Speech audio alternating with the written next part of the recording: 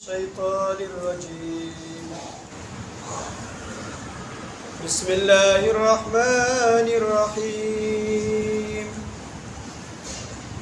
إنا أعطيناك الكوثر فصل لربك ونحر إن شانئك هو الأبتر صدق اللہ. ترجمہ: بے شک ہم نے آپ کو کوثر عطا کیا ہے، بس آپ اپنے رب کے لیے نماز پڑھیں اور قربانی کریں. بے شک آپ کا دشمن ہی جڑ کٹا ہے یا وہی نامراد ہونے والا ہے. محترم ناظرین و سامعین، یہ سورہ جو میں نے آپ کے سامنے تلاوت کی ہے یہ سورۃ الکوثر ہے اور سورہ نمبر 108 اور عامہ پارہ کی سورہ ہے. چند بنیادی باتیں جو ہے اس پارہ کے تعلق سے اور اس سورہ کے تعلق سے یاد رکھنے کی ہے. عامہ پارہ میں تقریباً 38 صورتیں اور تمام صورتیں 2 صورتوں کو چھوڑ کر کے ایک ایک رکوع پر مشتمل ہے. اس میں سے جو 2 صورتیں ہیں سورۃ النبا اور سورۃ النازعات، یہ 2 رکوع پر مشتمل ہے، باقی سب ایک. اس میں بھی اس پارہ میں 3 ایسی صورتیں ہیں جس کی صرف 3 آیتیں ہیں. اسی میں سے ایک سورہ جس کی میں نے آپ کے سامنے تلاوت کی ہے وہ سورۃ الکوثر ہے. اسی لیے فقہا کے نزدیک یہ بات مسلم ہے کہ نماز کی رکعات کے مکمل ہونے کے لیے قرآن مجید کی کتنی آیتوں کی تلاوت ضروری ہے سورہ فاتحہ کے بعد. تو مفسرین اور فقہاء کرام کہتے ہیں کہ کم سے کم 3 سورہ.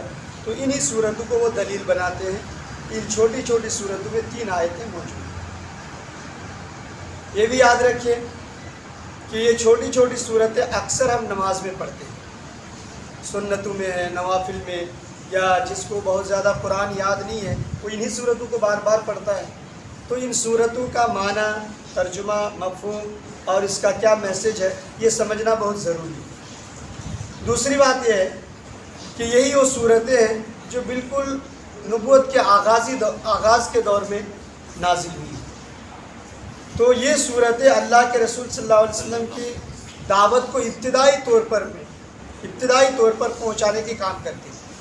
اسی لیے یہ سورہ بہت اہم ہے اور اہمیت کی حامل ہے. اسی لیے ہمیں اس کو سمجھنا اور جاننا بہت ضروری ہے. اب یہ سورۃ الکوثر انتہائی چھوٹی سورہ ہے، 3 آیتیں ہیں صرف، اور ہم میں سے اکثر تو یہ سورہ یاد ہوگی. اگر یاد نہیں ہے تو ہمیں یاد کر لینا چاہیے. اب آئیے تھوڑی سی جو ہے اس کی تشریح پر گفتگو کرتے ہیں. آپ کو معلوم ہوگا کہ اللہ کے رسول صلی اللہ علیہ وسلم نے جب نبوت کا آغاز کیا مکی دور میں، یہ مکی سورہ ہے، تو حالات بالکل اچھے نہیں تھے. شدید دل شکن حالات تھے، پریشان کن حالات تھے اور کئی طرح کی پریشانیاں تھیں. اس میں ایک پریشانی آپ کو یہ تھی کہ آپ کی جو اولاد تھی اور خاص کر کے جو بیٹے تھے آپ کے، وہ بچپن میں انتقال کر گئے. اب دیکھیے اس معاشرے میں جو ہے بیٹے کو ایک اہمیت حاصل تھی، بیٹیوں کو اچھا نہیں مانا جاتا تھا. بلکہ اس معاشرے میں کیا، آج بھی اتنا پڑھا لکھا زمانہ ہے، آج بھی بیٹے کو ترجیح دی جاتی ہے بیٹیوں پر. تو اللہ کے رسول صلی اللہ علیہ وسلم کے جو بیٹے تھے وہ پیدر پہ انتقال کر گئے بچپن میں. تو مشرکین کو ایک طعنہ دینے کا بھرپور موقع مل گیا کہ یہ تو جس کام کو لے کر اٹھے ہیں یہ کام ان کی زندگی تک ہی سیمت ہے. جب یہ چلے جائیں گے تو ان کا کوئی وارث بھی نہیں، کوئی بیٹا بھی نہیں ہے، پھر اس کے کام کو کون آگے بڑھائے گا؟ تو ان کی زندگی تک ان کا کام ہے.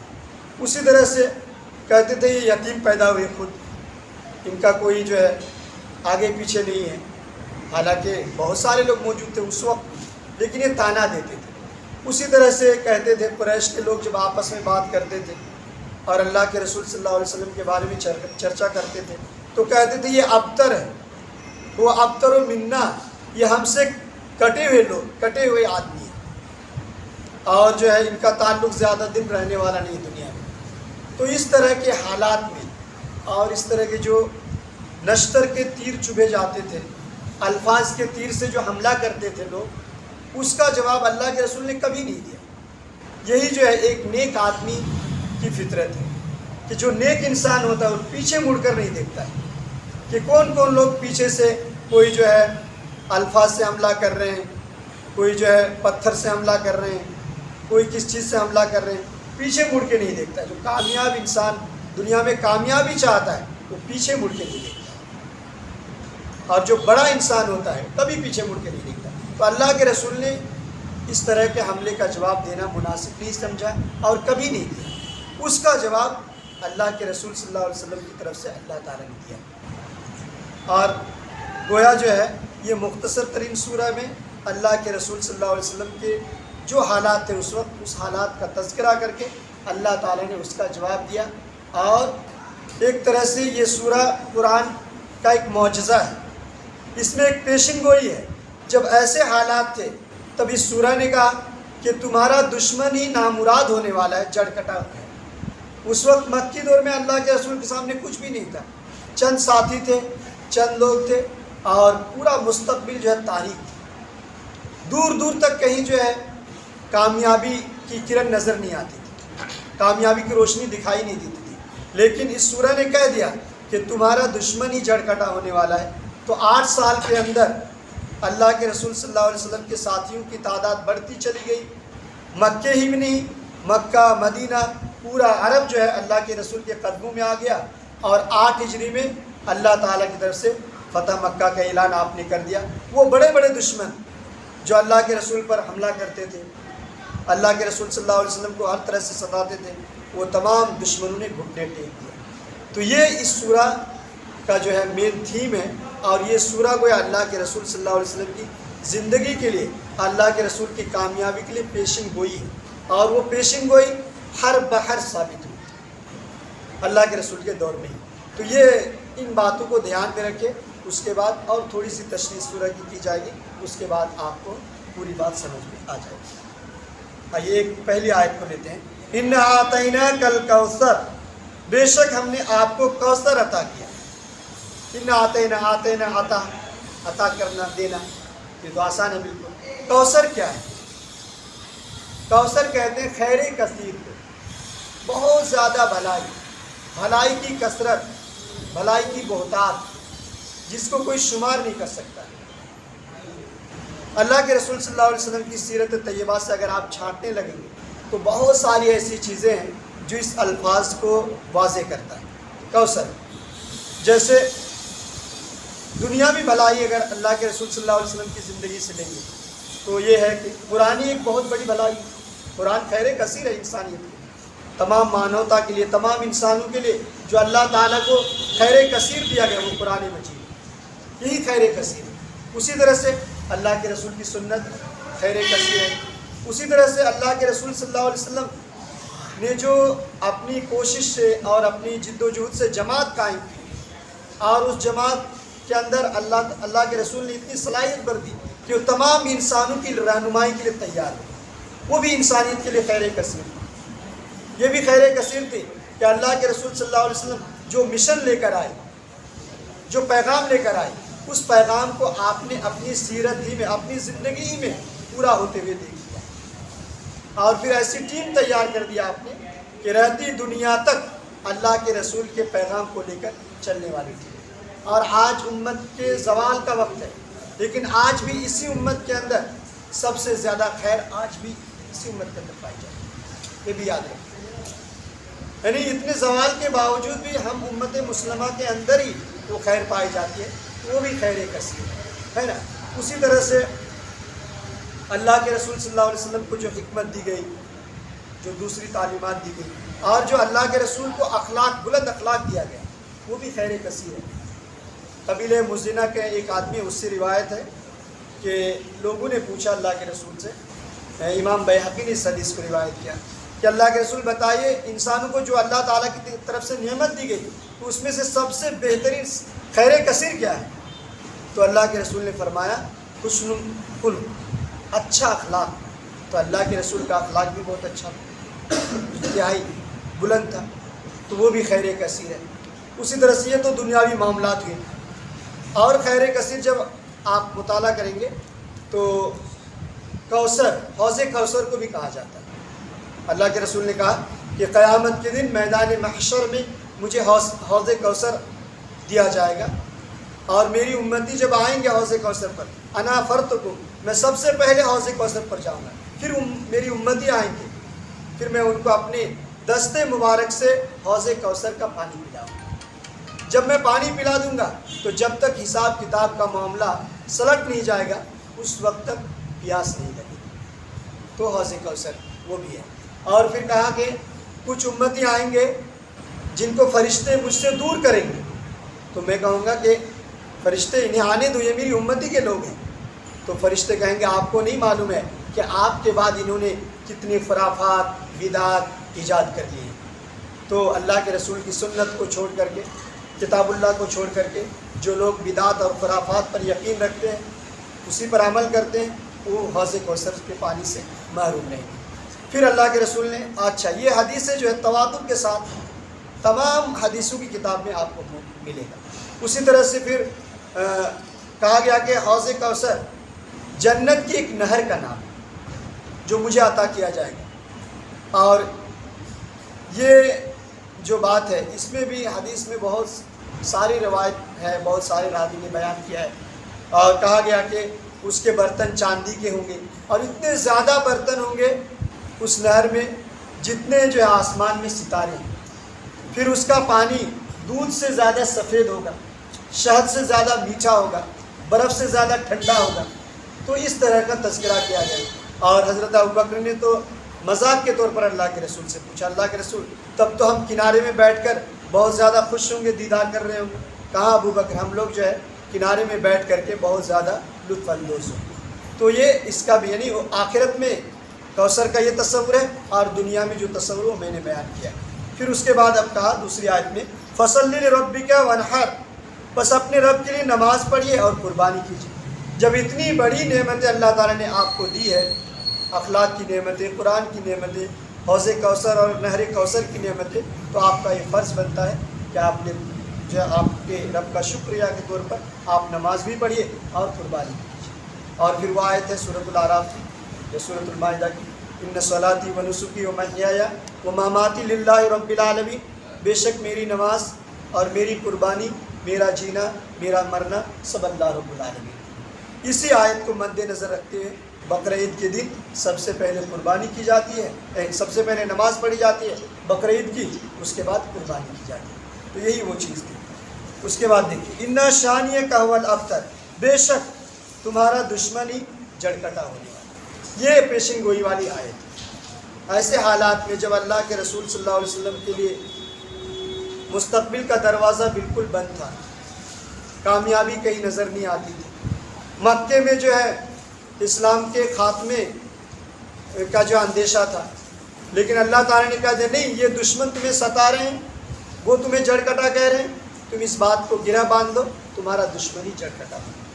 اور آج آپ دیکھیے کہ کیسے اللہ کے رسول صلی اللہ علیہ وسلم کو درجہ بدرجہ اللہ تعالیٰ نے ترقی دی، پھر مکے میں پھیل گئے، مکے سے باہر مدینے میں، مدینے سے باہر پورے عرب میں، اور پورے عرب کو چھوڑیے آج پوری دنیا میں کوئی ایسی جگہ نہیں ہے جہاں پہ مسجد نہ ہو، یا جہاں پہ اللہ کے رسول صلی اللہ علیہ وسلم کا چرچا بلند نہ کیا جاتا۔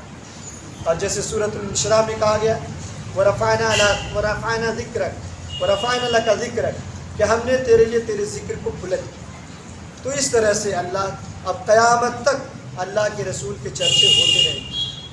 جو لوگ ستاتے تھے ان کا چرچا کہاں گیا؟ ان کو تو اللہ تعالیٰ نے خاتمے ملا دیا۔ ان کا چرچا بھی جب ہوتا ہے جب اللہ کے رسول کا چرچا ہے۔ آج آپ دیکھیں ہر کوئی دنیا میں اللہ کے رسول سے اپنی نسبت جوڑنے کے لیے فخر محسوس کرتا ہے، میں فاطمی ہوں، میں ہاشمی ہوں، میں محمدی ہوں، میں علوی ہوں، میں فاروقی ہوں، میں عثمانی ہوں، میں جو ہے صدیقی ہوں، یہ کیا ہے؟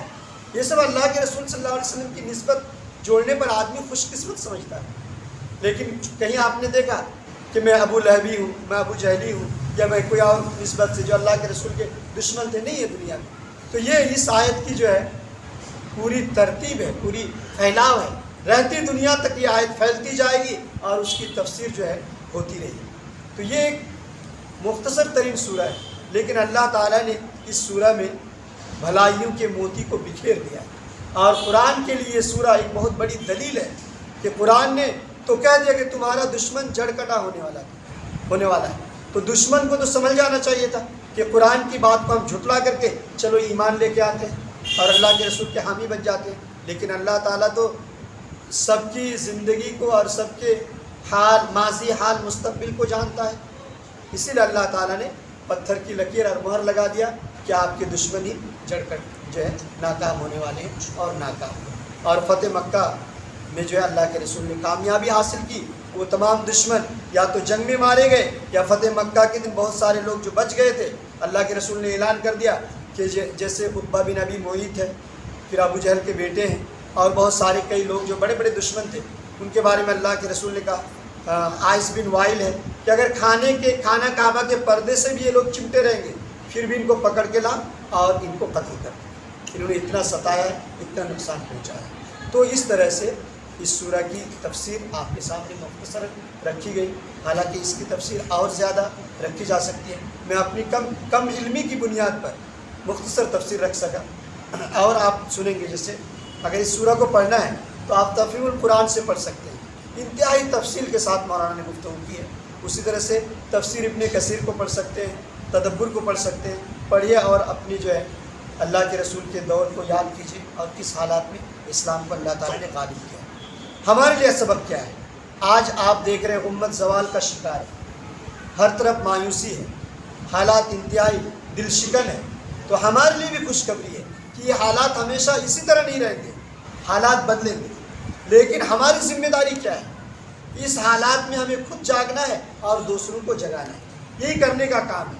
اگر ہم یہ کام نہیں کرتے ہیں تو ظاہر سی بات ہے جب اسلام غالب ہو جائے گا اور ہمارا کنٹریبیوشن نہیں رہے گا، ہماری حصہ داری نہیں رہے گی، تو ہم ثواب سے محروم رہیں گے. اسی طرح سے دیکھیے سیرت کے بڑے بڑے جلسے کیے جا رہے ہیں، لیکن سیرت کے جلسے سے آپ مسلمانوں کو کنیکٹ نہیں کر پا رہے ہیں. اب سیرت کی داستان بیان کریں گے تو وہ 1400 سال پرانی داستان ہے، اس کا کیا مطلب ہے آج کے دور میں؟ لیکن جب اس سیرت کو آپ جوڑیں گے آج کی امت کے حالات سے تو اس سیرت کا فائدہ ہوگا آپ کو. تب لوگ سوچیں گے اللہ کے رسول کی سیرت میں آج کے دور کے پریشانیوں کا حل بھی موجود ہے. لیکن صرف آپ فضیلت بیان کرتے جائیے، حدیث بیان کرتے جائیے اور امت کو اس سیرت سے جوڑ نہیں پائیں گے تو اس کا کوئی فائدہ نہیں. تو اسی طرح سے قرآن کی صورت ہے. قرآن کی صورت آپ پڑھتے جائیے، ترجمہ کرتے جائیے، تفسیر کرتے جائیے تو لگے یہ تو 1400 سال پرانی باتیں ہیں. لیکن اگر امت کو آپ قرآن کی صورتوں سے، اس کے تفسیر سے جوڑ دیں گے تو امت کو جو ایک شعور پیدا ہو جائے. جیسے موبائل ہوتا ہے، اگر کنیکٹر خراب ہو جائے تو موبائل چارج نہیں کر اٹھاتا. تو علماء کیا ہے؟ علماء ایک کنیکٹر ہے امت اور شریعت کے درمیان، امت اور پیغام محمدی کے درمیان. علماء ایک کنیکٹ کا کام کرتے ہیں.